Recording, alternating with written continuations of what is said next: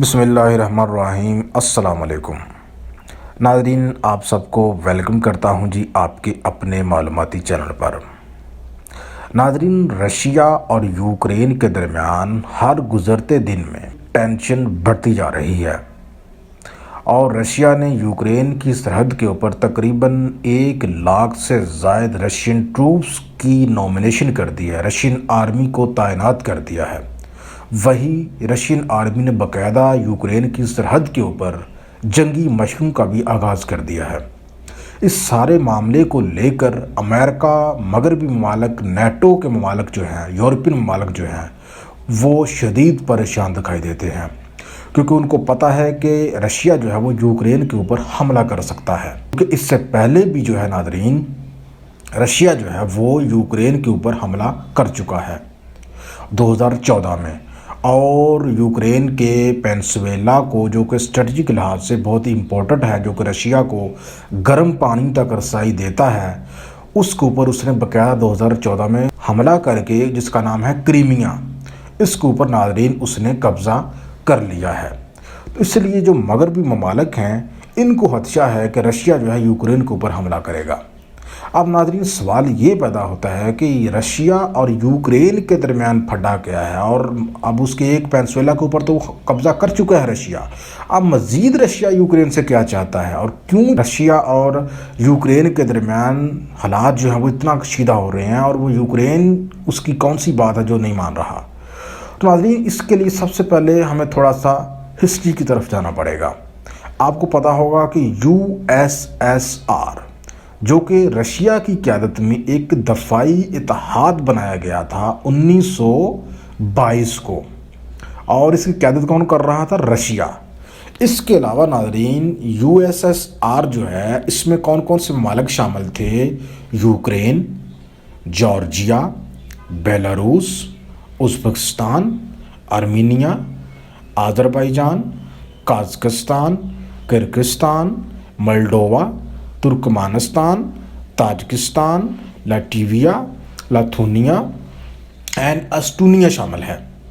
ناظرین جب یہ بلاک بنایا گیا تو پھر مغربی ممالک نے، جن میں امریکہ اور دیگر یورپی ممالک جو ہے وہ سر فہرست ہیں، انہوں نے USSR کو اپنے خلاف، اپنی سیکورٹی کے خلاف، اپنے نظریات کے خلاف، اپنی بالادستی کے خلاف ایک بہت بڑا خطرہ سمجھا۔ تو ناظرین انہوں نے کیا کیا کہ انہوں نے نیٹو کو بنانے کا فیصلہ کیا امریکہ کی قیادت میں۔ نیٹو میں تقریباً 30 ممالک شامل ہیں۔ تو یہ نیٹو کا اتحاد جو ہے یہ USSR کے خلاف بنایا گیا ہے۔ USSR کے بڑھتے ہوئے خطرات کو بھانپتے ہوئے یہ اتحاد لانچ کیا گیا۔ کب کیا گیا؟ اپریل 1949 کو۔ کس کی قیادت میں کیا گیا؟ امریکہ کی قیادت میں، اور اس کے علاوہ مغربی ممالک اس میں بڑے بڑے ممالک شامل ہیں۔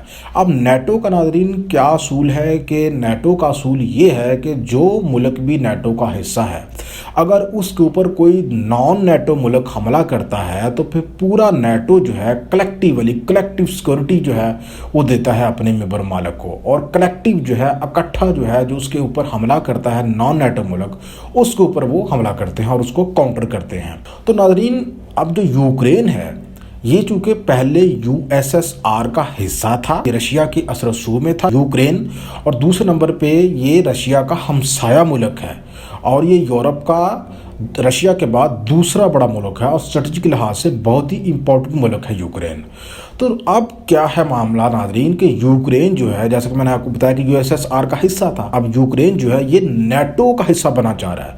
جو USSR ہے اس کا تو آپ کو پتا ہے کہ 1991 میں کلیپس ہو گیا، وہ ختم ہو گیا، لیکن اس کے باوجود رشیا جو ہے اس کا اس خطے میں اثر و رسوخ ابھی بھی موجود ہے، اور رشیا جو ہے وہ نیٹو سے یہ کہہ رہا ہے اور امریکہ سے یہ کہہ رہا ہے کہ جو ممالک USSR کا حصہ تھے ان کو نیٹو کا حصہ نہ بنایا جائے، کیونکہ یہ سارے ممالک رشیا کے ارد گرد کے ایریاز میں رہتے ہیں، اور اگر یہ ممالک نیٹو کا حصہ بن گئے، جیسا کہ یوکرین اب نیٹو کا حصہ بننے چاہ رہا ہے اور اس نے باقاعدہ اپلیکیشن بھی دے دی ہے کہ وہ نیٹو کا حصہ بنا چاہ رہا ہے، لیکن رشیا جو ہے وہ امریکہ کو اور نیٹو کو یہ چتاونی دے رہا ہے، وارننگ دے رہا ہے کہ اگر یوکرین نیٹو کا حصہ بنا تو رشیا جو ہے وہ یوکرین کے اوپر حملہ کر دے گا۔